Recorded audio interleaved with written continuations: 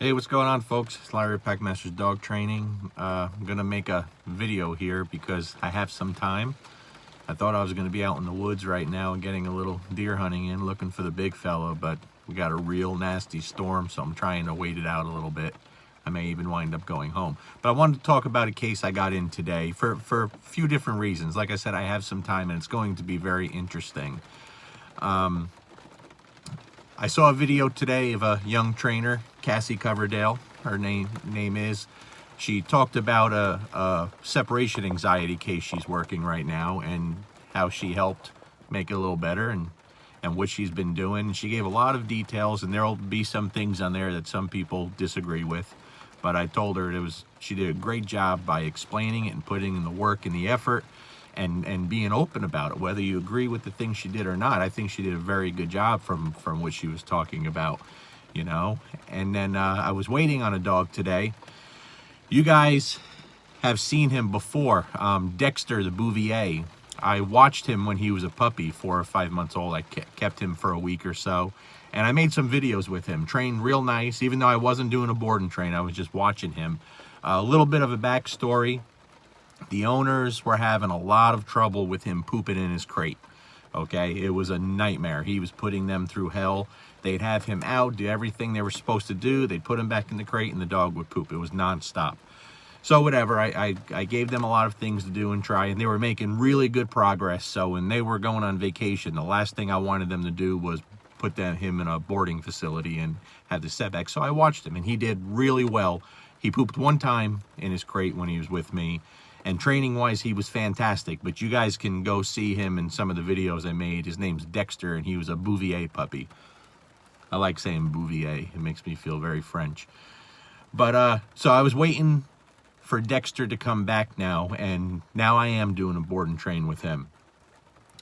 And having some issues in the home. They have another Bouvier. There's been a little fighting going on. But then, when I talked to the owner today, she was pretty distraught because he started the pooping in the crate again. You know, and that's a nightmare for anyone who goes through that. You know, anyone who's been through that, it is awful to have the dog out, walk him, do everything you're supposed to, and he'll actually like stop himself from pooping and then bring him in, poops in the crate. Okay, now normally I don't take crate poopers. I don't have to, and I'm not going to deal with that. But unfortunately, this family did something really nice for my family, and so I can't say no now, because when people treat my wife and kids right, I have a hard time not feeling indebted to them. Plus, they're really awesome people, you know. And but they did do something really nice for my whole family, so I said, you know what, I'll take the dog. And I was dreading it, really dreading it. I never asked for advice or help. I think today was the second time I've ever asked someone for advice, and I actually sent Mark Goldberg a message. In fact, the last time I asked someone for help, it was Mark Goldberg. So thank you, Mark. He's been training dogs so long, and not that he's old or nothing, but he's a wealth of knowledge. So I just wanted to get some tips from him, you know, and he sent me some real good things. He's a good dude. But again, thank you, Mark. I appreciate it. I've never asked for help from anyone. 2 times. Today was the second time, and both times have been Mark. Actually, the first time, I dialed him accidentally while I was sitting on the bowl pooping. I didn't know you could do that through Facebook Messenger, and I'm sitting on the bowl, and I heard someone going, hey, Larry? And I was like, what the crap? And I look, and Mark's face is I was like, oh, my God. It was an accidental, whatever, all right? So let's get back to the story here. So I'm waiting for the dog to come. He's 9 months old now, and I'm dreading it, okay? But I really like the family. So the owner gets here with the dog, and it didn't take any time at all for me to realize this isn't a pooping in the crate problem. This isn't a dietary problem. This isn't a, a medical problem like I think the vets told her, IBS. It's not. It is just straight up anxiety, straight up separation anxiety. Just the thought of her leaving him, he freaked the hell out bad. Like, he went apeshit. He was trying to get away, running in place with me holding the leash on the wood floor, not going in. It was ugly. All right, it was ugly. So the first thing I did was I went and I got my leather slip lead that the Amish made. My buddy Mohawk John gave me that. Thank you, John, because it comes in handy. When you have a dog like that, guys, you have to have him in some kind of collar they can't slip out of, or you take a risk on losing a dog. So I just put the leather slip collar on so he can't get away. Walked outside with him, watched the owner leave, got in her truck and left, and he went absolutely crazy, okay? As she was leaving, got a little down the street, what I did was I picked up a ball. He was a real fun dog to train, had great ball drive, and I wanted to see if I could pique his interest at all with a ball and a rope. And the good thing was he did show a little bit of interest. It wasn't completely oblivious to him, you know, so that was a good sign. And once she left, I first took him out to see if he'd go to the bathroom, see if I can get him to pee or poop, because, you know, I want to do that before I bring him inside. Well, he wouldn't. So first thing I'm going to do from there is we're going to go on a walk. I'm going to take him on a quick walk to get some movement going, start that bonding process a little bit. But of course, as soon as we started walking, he pulled as hard as any dog can possibly pull, okay? Which at that point, I'm going to fix that immediately. So I did a couple of 180s going the other way with a little leash correction at the end. I did, I think, that 3 times, which caught his attention. But then I did the right leg swing 2 or 3 times, in a very exaggerated way, and it worked wonders. I mean, literally within 2 or 3 minutes, he was walking at my side nicely, looking at me off and on to make sure that right leg wasn't coming. So, you know, I've talked about that before, guys. That's very effective. There's no reason why you can't get any dog to walk nicely next to you in just minutes, all right? And he was. So now we can go. So I took him for a 15-minute walk, all right? When we got back, I bring him to the grass. The first thing I'm going to do is I'm going to make him sit. And when I gave him the command that he knows, he ignored me. I pulled up on the leash. I assisted him in sitting. Once he sat, then I gave him free dog. Then I released him to go, because we're going to start with total structure right from the start with this dog, okay? And you, in my opinion, you have to when they're suffering like this. You just have to. And so I released him to go, and I'm walking him around, and he stopped and he peed, which is very good. That's a good sign, because again, this is a dog that struggles with this kind of stuff. I continued to walk him around. Within 2 or 3 minutes, he squatted and he pooped. So that is a big, big win just to get him to poop right from the start outside, okay? Big win. That was fantastic. And then I just hung out with him a little bit. Then I brought him into my garage, okay? My other dogs are in there. Buddy, Luca, and Mango, we're all in there. Buddy and Luca are used to seeing other dogs come in, so they were fine. But Mango, little bitch, went apeshit. You know, she was ready to battle, little bitch. You know, but Dexter was fine. He was a little suspicious and, you know, a little worried, but he was okay. He's in a wire crate at home. And so I wanted to see what would happen if I put him in a plastic crate, you know, like an airline crate. Well, when I went to do that, he was not going in. He put on the brakes. He was like, oh, hell no.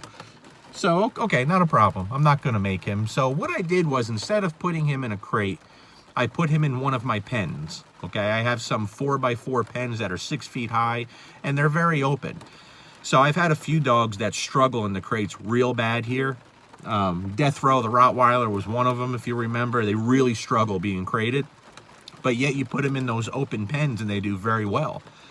And so the nice thing with Dexter was he went in there, and he actually lay down, you know, and that's fantastic. And I know that might not seem like much to most people, but once we removed his owner, which is the cause, and I don't mean, I'm not blaming her, but that's what creates the anxiety. That's the person he's really attached to and struggles being away from.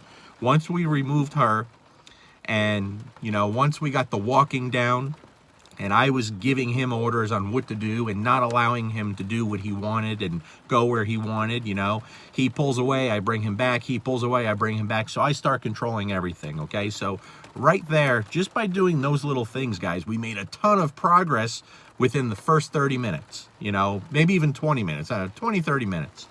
A ton of progress, really, really big strides. But the nice thing was he laid down in the pen. I went inside. The other dogs are nice and calm, and that helps him, okay? Having good dogs is a tremendous help. 10 minutes later, I peeked in on him. He was still relaxed. I took him out of the pen. I took him out again, you know, and I did that 3 or 4 times. Every 10 minutes, I took him out, gave him an opportunity to go. He peed one more time, but he didn't poop anymore. And that's fine. That's totally fine. What I did notice was, and this will be something that some people don't like to hear, but I just sent the owner a text and I asked her, I think he's 9 months old now.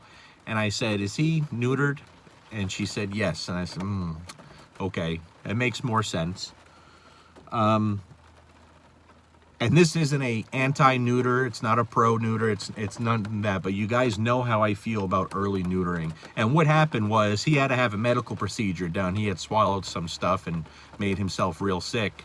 And so when he was under, they just figured, hey, he's under, so the vets went ahead and neutered him. That really upsets me, okay? Because if you're gonna neuter your dog, that's okay. But I think it's really important that veterinarians tell people the risks of early neutering. 7, 8 months old, 9 months old, I see it over and over again, okay? Now, he was doing good with the pooping at home and the anxiety. A lot better. We weren't having these problems so much. The anxiety got a lot worse once he was neutered.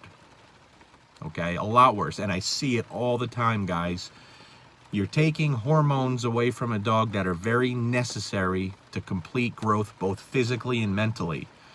And there definitely are a lot of ill effects. There's no doubt about it, okay?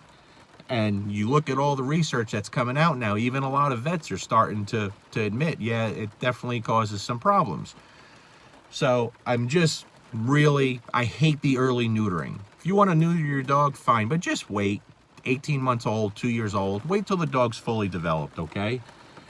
And so I think we definitely did have a big setback, and things definitely got a lot worse with Dexter after the early neutering. And the reason I'm talking about this is real non-eventful, but this is everyday cases that all dog trainers see. And a lot of people struggle. Like I said, when I heard a crate pooper was coming, I did reach out to Mark and say, hey, what else can I try here? And he sent me some really good stuff, and about using the match trick and everything, which I knew about, but I didn't really think about doing all that. So really great stuff. So again, thank you, Mark.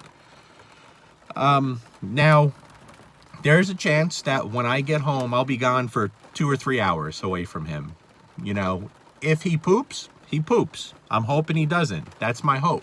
If he does poop in his pen, then I will deal with it. But I got a feeling he's going to be okay when I get home, And so what I'm going to do with this dog, I'm going to work the snot out of him. I'm going to really work him, and he gets to make 0 decisions for a while he's here.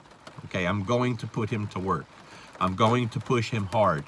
I already laid the foundation down where, I tell you, there's a lot of dogs, guys, in a 3-week board and train that barely see a correction from me. With Dexter, he received many different corrections already, mostly just leash corrections or verbal corrections, but, I was very deliberate with the leash work with him. I had to let him know, enough with all the bullshit, all this anxiousness out on the leash, it's going to stop. We're going to end that.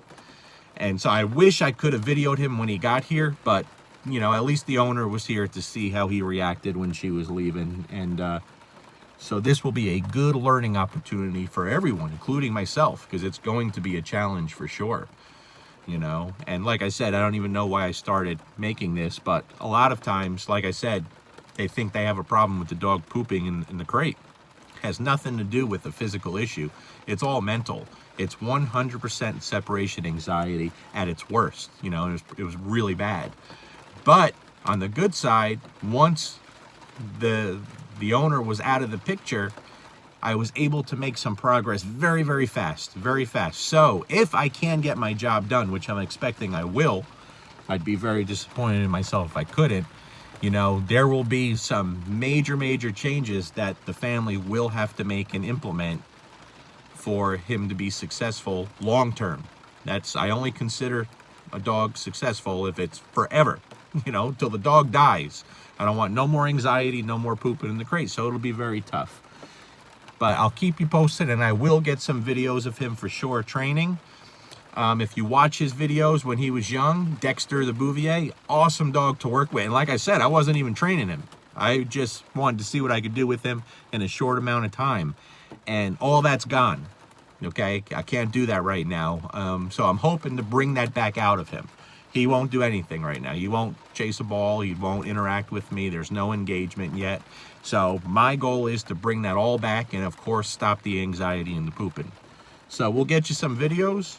And so if any of you trainers are struggling with this out there, don't be scared to reach out for help. Ask people who have been doing it a long time. Like I said, I don't ask for much help. I have twice before. Today was the second time, and it was the same person, because that person has a ton of experience, and I know he sees stuff like this. So don't be scared to reach out and ask for help, okay? And I'll let you know how it goes. We'll get you all some video. Wish me luck that I get the big one today in the pouring rain. Peace.